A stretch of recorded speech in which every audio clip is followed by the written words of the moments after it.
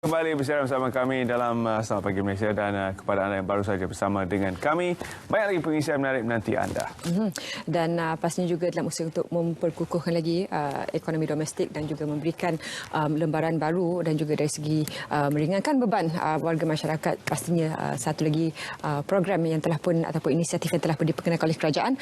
Sedikit kami bawakan juga bagaimana untuk kita kembali ke rutin ekonomi seperti biasa selepas ini. Bertuah sekali di studio pagi ini dalam kesibukan beliau sempat juga bersama kami di studio pada pagi ini Datuk Johan Marikan yang merupakan pengarah pejabat belanjawan negara dari Kementerian Kewangan Malaysia setahun kebelakangan ni. Kalau diimbau kembali Datuk ya, satu tahun yang sangat mencabar, tidak pernah ada garis panduan untuk bagaimana melaluinya, namun saya rasa kerajaan menjalankan tugas yang sebaik mungkin. Malaysia setahun prihatin tu memang tema yang kita kira satu pendekatan yang dilakukan sebaik mungkin dan pemerkasa diberikan kepada rakyat. Bagaimana ini memberikan lagi kelainan dan nilai tambah lagi kepada masyarakat dari apa yang telah pun diumumkan. Okay, terima kasih Terence Zaliha, terima kasih untuk mengundang saya untuk pagi ini di Selamat Pagi Malaysia. So, seperti mana yang telah dijelaskan, kerajaan telah baru-baru ini telah mengumumkan program pemerkasa, iaitu program yang terkini, dan serta ni ada banyak lagi dari segi maklumat berhubung dengan program pemerkasa, dan mungkin sekali imbas, program pemerkasa dia ada 4 fokus utama lah. Yang pertamanya ialah dari segi nak untuk mengawal penularan wabak COVID-19, dengan itu penekanan pada nak untuk menambah baik program imunisasi vaksin COVID-19. Yang keduanya ialah untuk memacu pemulihan ekonomi, dan terdapat langkah-langkah seperti mana menambah baik ataupun menambah projek kecil banyak 2.5 bilion untuk merangsangkan aktiviti ekonomi di ekonomi setempat dan di peringkat akar umbi. Dan ketiganya dari segi untuk menyokong usahawan lah, terutamanya mereka yang terjejas, nak memulakan semula perniagaannya pasca PKP. Terdapat juga bantuan seperti grant khas prihatin, setiap PKS Mikro dapat RM1,000 setiap satu PKS. Dan keempatnya dari segi untuk membantu mereka yang terjejas lah, terutamanya individu yang mungkin kehilangan pendapatan, dapat bantuan tambahan RM500 lah. So terdapat pelbagai program, ada 4 fokus utama, ada 20 inisiatif, dan semua maklumat ini boleh didapati dengan melayari laman web Kementerian Kewangan, iaitu www.mof.gov.my. Kalau pergi yang tu laman web utama Kementerian Kewangan, ada juga satu butang Belanjawan 2021. Dengan link tersebut dapat maklumat bukan sahaja untuk program pemerkasa, tapi juga untuk program-program lain yang dilaksanakan oleh Kementerian, terutamanya Belanjawan 2021, dan juga ada juga program ataupun langkah-langkah daripada pakej yang sebelum ini, Permai, Prihatin, dan masih lagi giat dilaksanakan. Dan kesemuanya maklumat tersebut boleh dilayari. Terdapat beberapa program, sebenarnya pemerkasa banyak daripada programnya akan bermula bulan April. Mungkin baru-baru ini kerajaan baru selesai dari segi bayaran grant khas prihatin daripada Permai baru Khamis lepas dan selesai semalam. Saya tengok ada juga yang mereka PKS Mikro kata mereka ketinggalan, mereka tidak dapatnya. Dan dengan itu bermula esok 1 April, mereka PKS Mikro yang layak, mereka yang ada pendaftaran dengan SSM ataupun LHDN ataupun juga pihak berkuasa pentempatan, mereka boleh memohon ada untuk 2 minggu di laman web LHDF. Dia boleh memohon untuk mendapat GKP yang selanjutnya, 1,000 lagi akan diberikan yang di bulan April. Ada juga bantuan-bantuan lain seperti pinjaman mikro dengan pihak macam BSN, Tekun dan sebagainya akan juga mulakan pada bulan April. Mungkin ada benda lain yang menarik, jaringan prihatin di mana isi rumah B40 akan dapat subsidi sehingga RM300 untuk dapat subsidi untuk telefon pintar. Yang itu akan dilancarkan pada bulan Mei. Dan juga golongan belia pun tidak ketinggalan, ada juga bantuan 150 melalui e-dompet. Dia itu tambahan daripada e-penjara yang dibuat sebelum ni, yang itu bulan Jun. Ya, jadi ada pelbagai program sebenarnya yang dilaksanakan oleh Kementerian Kewangan, dan yang menariknya kalau kita lihat pada belanjawan-belanjawan sebelum ini, ia akan diuruskan oleh pelbagai kementerian bersama. Namun kali ini ada pengawasan secara terus melalui laksana. Jadi kalau kita lihat sepanjang sepanjang tahun ini, bagaimanakah kerancakannya dan juga kesampaian semua bantuan-bantuan yang digariskan ini menurut perangkaan MOF sendiri sepanjang 1 tahun dan melalui pelbagai program? Ya, so satu yang selalunya di penekanan oleh kerajaan, terutamanya dalam melaksanakan, sebab ini bukan satu tahun yang biasa, seperti mana yang disebut saya, probably once in a lifetime, satu krisis yang tidak pernah ditempuhi oleh negara, dan itu bagi memastikan bahawa semua bantuan-bantuan yang telah diumumkan tahun lepas terdapat beberapa package rangsangan prihatin bencana kita yang secara keseluruhannya berjumlah 305 bilion dan ditambah baik pula dengan package yang diumumkan pada tahun ini, permai dan perkasa yang 15 bilion untuk permai dan juga 20 bilion untuk perkasa yang ditambah lagi dengan itu package ini 340 bilion. Yang ini juga termasuk juga belanjawan 2021 yang nilai terbesar yang 320.5 bilion.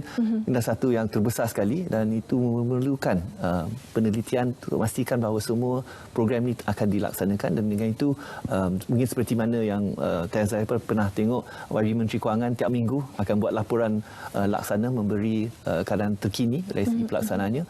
Saya rasa alhamdulillah, saya rasa keseluruhannya semua program berjalan lancar. Ada terdapat beberapa yang mungkin dapat sedikit kelambatan, tapi dengan adanya dari segi struktur unit laksana untuk memastikan pemantauan dan juga dari segi penzahiran secara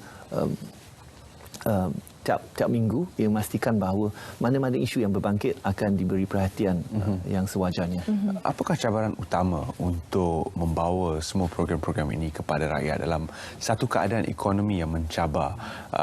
Kalau melihat dari segi permukaannya, sudah pasti kita boleh mengagak bahawa pendapatan negara pun terjejas pada tahun lepas. Jadi adakah itu merupakan cabaran utama ataupun adakah terdapat cabaran-cabaran lain yang perlu ditangani oleh Kementerian Kewangan?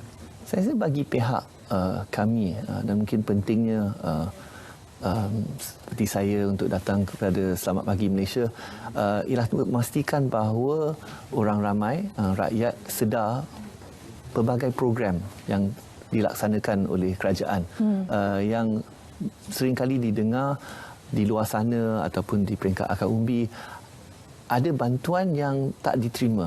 Mungkin sebab mereka tidak sedar, tidak memohon dan sebagainya. So, itu antara cabarannya di mana kerajaan telah menyediakan satu peruntukan yang agak besar, pelbagai kemudahan, tapi yang penting sekali bagaimana kita memastikan bahawa mereka yang layak, mereka yang memerlukan akan mendapat bantuan tersebut.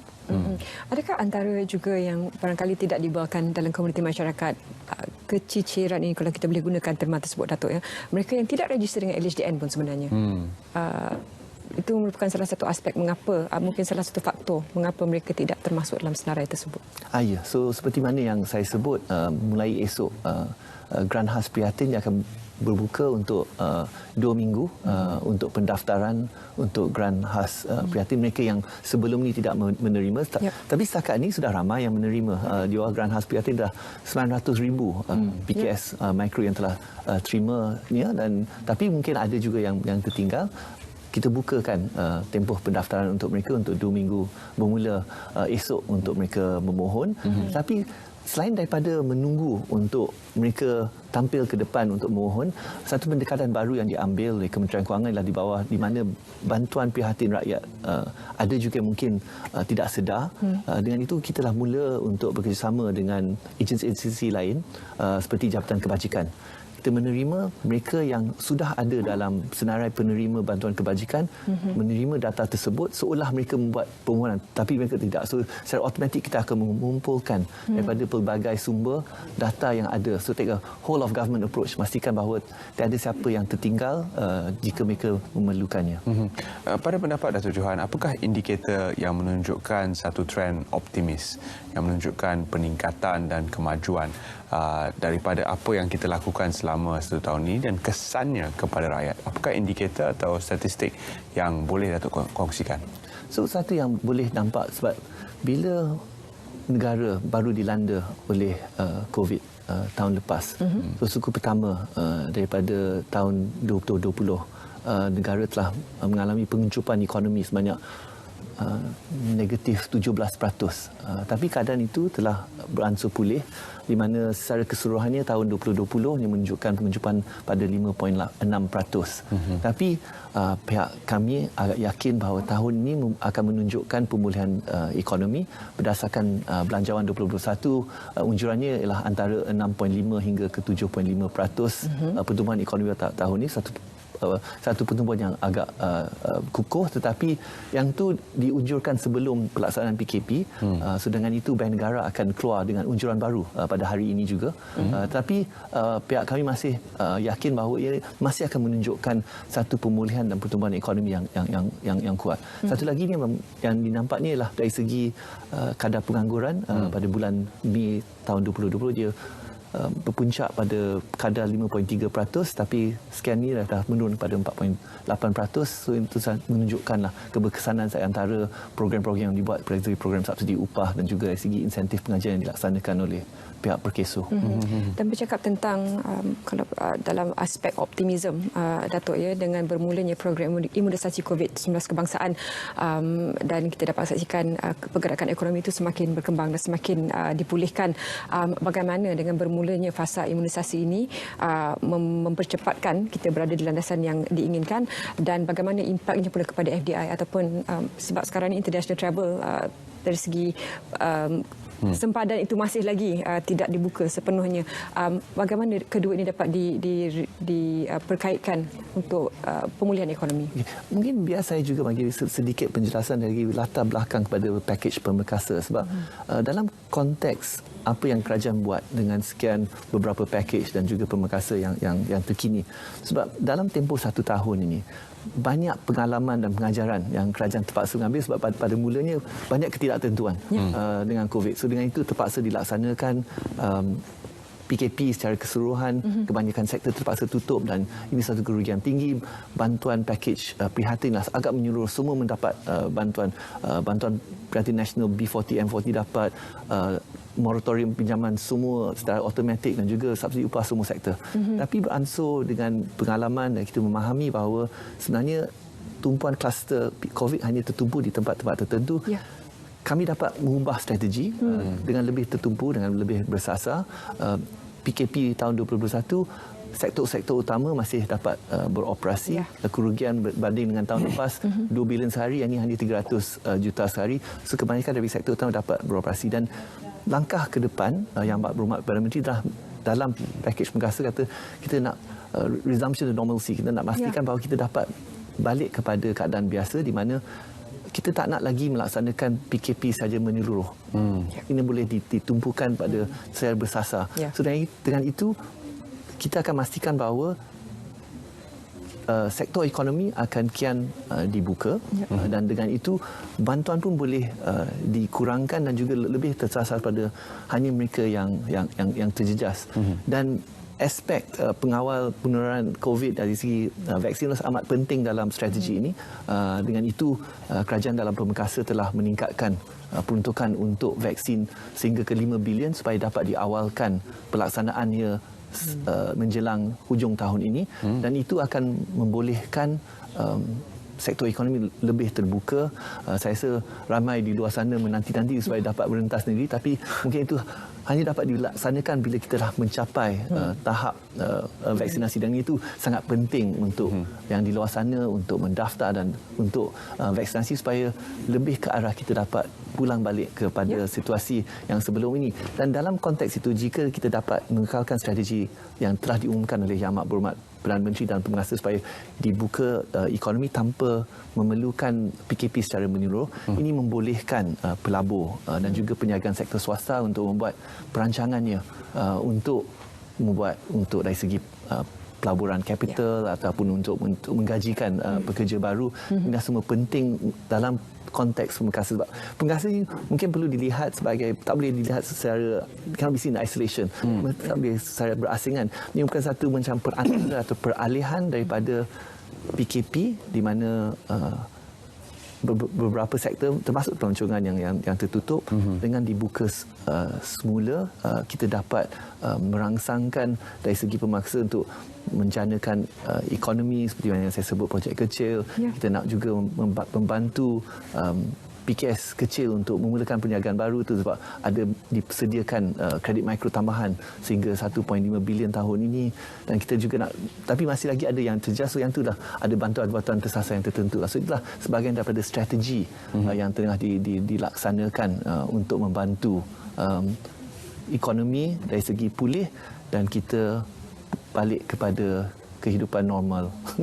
Ya, Datuk, kita memang mendambakan itu, tetapi kalau kita lihat kepada angka yang Datuk kongsikan tadi, pengangguran yang memuncak pada 5.3%, ini mengambil kira sektor seperti pelancongan terutama sekali, sektor aviation, penerbangan, di mana masih ada sejumlah bilangan pesawat yang besar yang tidak boleh bergerak ke mana-mana, dan ini sebenarnya membawa kepada pengangguran yang tinggi di dalam sektor penerbangan kita, bukan saja Malaysia tapi juga di seluruh dunia.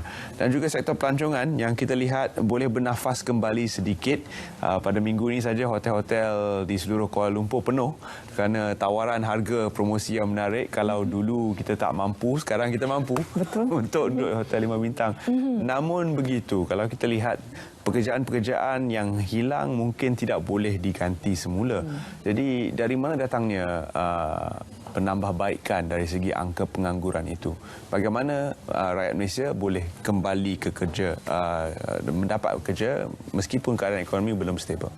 Okey, tapi dalam menangani isu pengangguran dalam konteks krisis COVID, kerajaan telah mengambil beberapa strategi melalui package-package yang diumumkan dan juga Belanjawan 2021. Antaranya satunya ialah dengan program subsidi upah. Ini adalah satu strategi yang penting. Kerajaan telah membelanjakan lebih daripada 14 bilion yang telah dapat memanfaatkan lebih daripada 320,000 PKS dan juga membantu mengekalkan 2.7 juta pekerjaan. Satu ya untuk strategi mengekalkan pekerjaan yang sedia ada.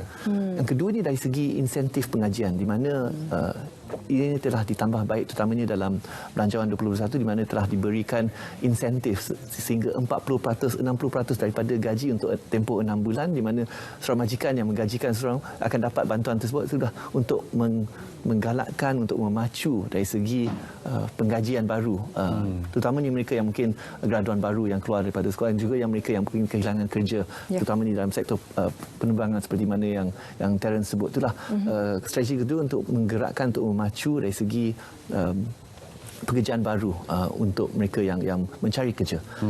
Ketiganya adalah dari segi penyediaan peruntukan untuk reskilling dan upskilling untuk kemahiran baru. So mungkin untuk sektor penerbangan ada peruntukan khusus 50 juta, tapi secara amnya peruntukan lebih sebilion untuk di mana mereka yang mungkin kehilangan pekerjaan dalam satu sektor, dia dapat reskill untuk dapat kemahiran baru untuk menceburi dari segi pekerjaan di sektor yang lain. Dan baru-baru ini dalam Permekasa, kita dah tambah baik sikit sebab kita faham ada mungkin dalam sektor penerbangan mereka mungkin belum dibuang kerja, tapi mereka tak dapat pergi untuk penerbangan, juga tak dapat allowance tersebut. Mungkin pendapatan mereka terjejas.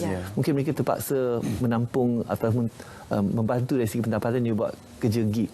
So kita juga telah mengumumkan bantuan tambahan untuk insentif untuk mereka membuat kerja sementara untuk membantu mereka yang mungkin kehilangan pendapatan. So dia itu antara strategi yang dibuat untuk mengekalkan pekerjaan, untuk menjana pekerjaan baru, dan juga dari segi untuk membantu reskilling untuk mereka yang kehilangan kerja dalam satu sektor yang mungkin tak dapat pulih sepenuhnya untuk mencuburi bidang yang lain.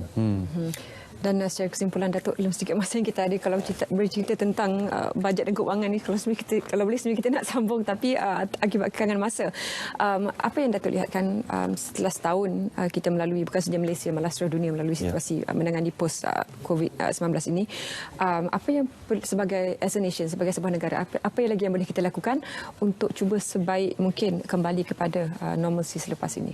So seperti mana yang saya sebut tadi, banyak yang telah dipelajari selepas 1 tahun pengalaman dan 1 tahun dapat data.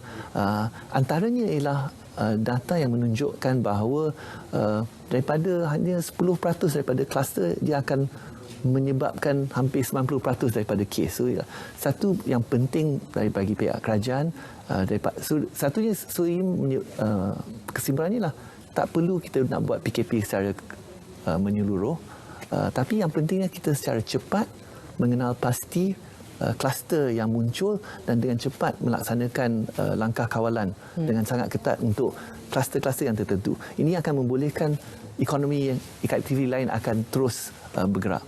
Tapi yang tu ialah dari segi pihak kerajaan.